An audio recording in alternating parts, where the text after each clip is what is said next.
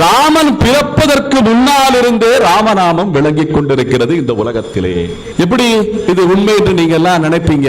அப்படின்னு சொல்லிட்டேன். இந்த ராமநாமம் ராமன் பிறப்பதற்கு முன்னால் இருந்தே இருக்கிறது என்று சொல்லிட்டேன். அதை எப்படி ஊர்ஜிதம் செய்யறது அப்படின்னு பார்த்தா, ராமனுடைய அவதாரத்தை பார்த்தால் தெரியும், எண்ணிக்கையை பார்த்தால் தெரியும். ராமனுடைய அவதாரம் தசாவதாரத்திலே 7வது அவதாரம். பிறகு பலராமன், பிறகு கண்ணன், பிறகு வரப்போகின்ற கல்கி அவதாரம் 10வது அவதாரம். 7வது அவதாரம் ராமனுடைய அவதாரம். அதற்கு முன்னே ராம் என்ற பெயரில் இன்று ஒரு அவதாரம் இருக்கிறது. என்னது?